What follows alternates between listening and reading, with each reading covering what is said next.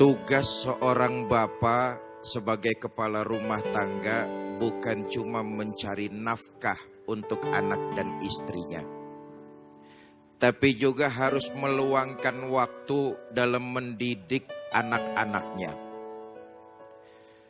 Banyak orang-orang tua yang egois mengharapkan anak tumbuh jadi anak yang baik, tapi orang tuanya tidak memberikan contoh dan tidak memperhatikan pendidikan anaknya. Bagaimana mungkin punya anak baik, tapi kalau bapak dan ibunya tidak sanggup dan tidak memberi contoh yang baik?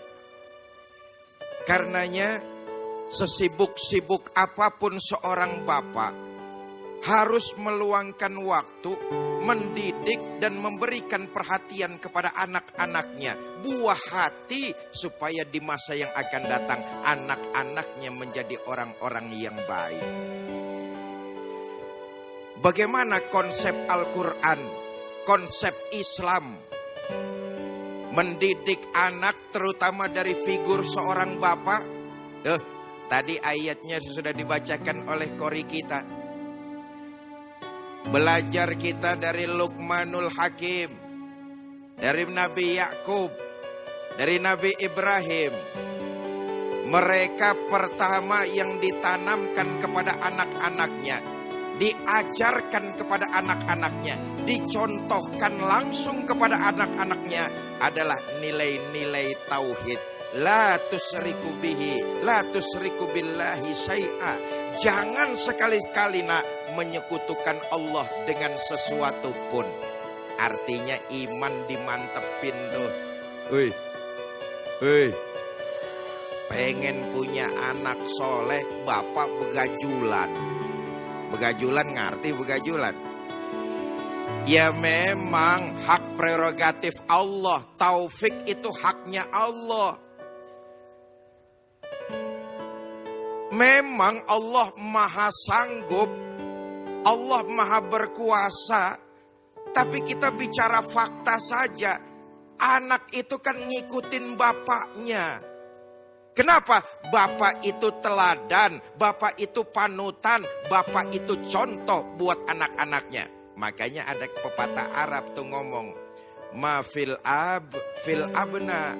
Bagaimana bapak, ya begitu dah anak. Kalau bapak kalong, anak kampret.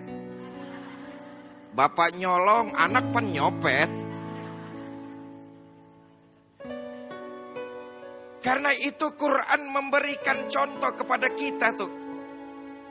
Kaum bapak mendidik anak, pertama yang ditanamkan Luqmanul Hakim, Nabi Yakub, Nabi Ibrahim, la tusyriku billah. Jangan menyekutukan Allah.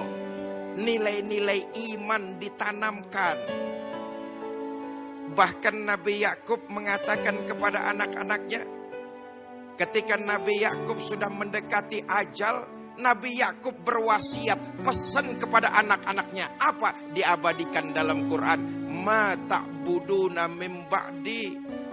Nah, kalau bapak sudah wafat, kalau bapak sudah meninggalkan alam dunia, ma ta'buduna min ba'di, apa yang bakalan kamu sembah?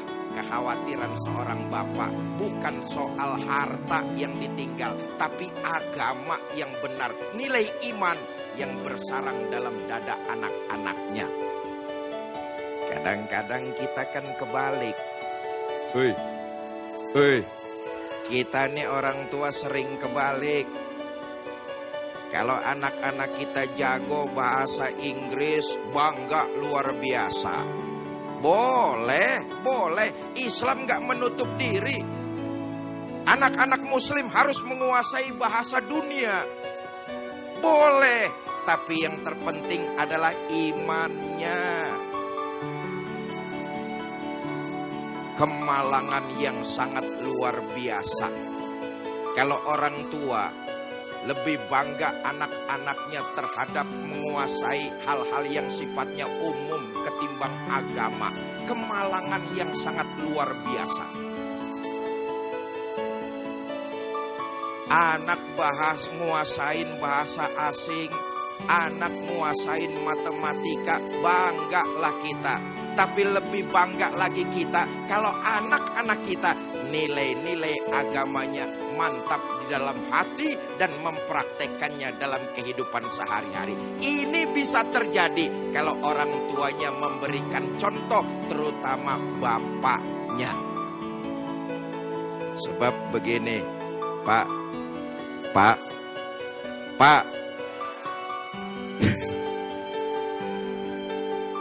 Di akhirat nanti tiap kita tuh dipanggil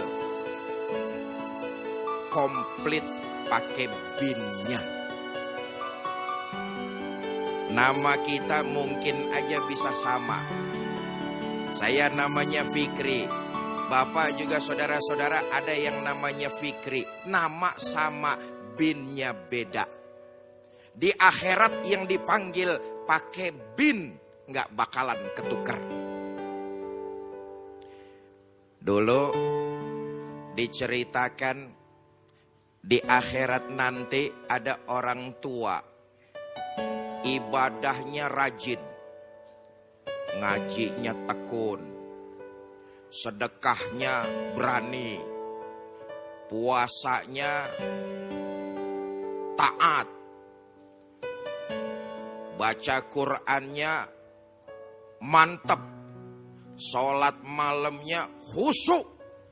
Pokoknya dengan kata lain ibadahnya luar biasa. Di akhirat diperiksa catatan amal baiknya, bagus semua. Ini orang tua dipersilakan masuk ke dalam sorga. Enggak lama diperiksa anaknya. Nih anak waktu hidup di Bekasi begundal. Begundal ngerti begundal? Bromo corah. Bajingan. Tengik.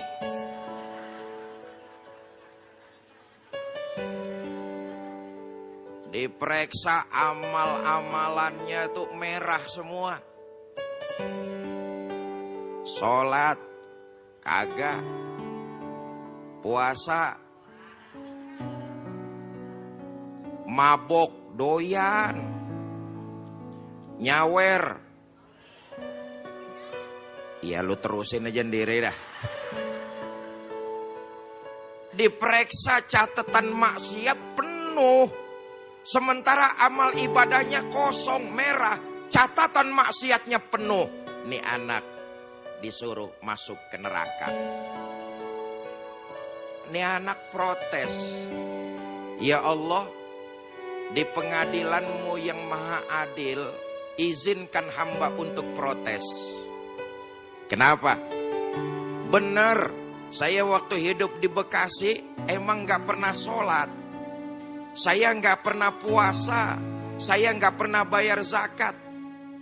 Tiap malam kesenangan saya nyekek botol, main judi, zina, di mana-mana punya langganan.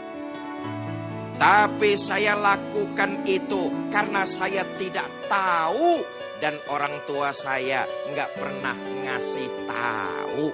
Orang tua saya nggak pernah ngajarin. Bapak saya enak-enakan sendirian, datang ke majelis taklim sendirian. Sholat malam komunikasi dengan Engkau ya Allah sendirian. Puasa enggak ngajarin saya sendirian. Saya nyekek botol didiemin, saya main judi diantebin. Saya memang berlumuran maksiat kepada Engkau ya Allah. Tapi saya lakukan itu karena orang tua saya enggak pernah ngajarin saya, terutama bapak saya. Kalau sekarang saya karena banyak maksiat kepada Engkau menyebabkan saya masuk neraka, saya mohon keadilan-Mu ya Allah. Yang menyebabkan saya berlumuran maksiat adalah bapak saya. Seret juga dia, bareng-bareng masukin saya ke neraka. Kata malaikat, emang baba lu yang mana Tong? Udah lu dengerin aja lah. Emang bapakmu yang mana? Tuh yang barusan pergi mau masuk ke dalam sorga. Nih aki-aki udah encot mau masuk ke sorga dipanggil. Encot ngerti encot. Udah jalan mau masuk ke sorga dipanggil sama malaikat. Bang, bentar dulu bang, sini. Nyamperin. Bener ini anak kamu. Bener. Waktu hidup di dunia kamu gak ngajarin dia. Iya. Kamu sholat, anakmu main judi kamu diamkan. Betul. Kamu puasa, anakmu nyekek botol kamu diamkan saja. Betul. Kamu tadarus Quran, anakmu keleleran di mana-mana kamu diamkan saja. Benar. Ketahuilah, anak merupakan amanah dari Allah. Menyia-nyiakan amanah merupakan khianat, dan khianat adalah salah satu dosa besar kepada Allah Subhanahu wa taala. Karena kamu sebagai bapak tidak ngajarin anakmu dengan baik dan benar, kamu sama anakmu sekarang juga masuk neraka. Bapak sama anak akhirnya segerbong nyungsep di neraka. Bapak ibu saudara-saudara kaum muslimin yang saya muliakan, saya katakan sekali lagi, bapak adalah teladan, contoh, panutan buat anak. Maka sepanjang usia pernikahan kita, sepanjang usia berumah tangga kita, seorang bapak hendaknya mempersiapkan diri, belajar terus untuk mengajarkan anak nilai-nilai kebaikan. Karenanya Quran memberikan contoh, tanamkan anak-anak kita nilai iman terlebih dahulu.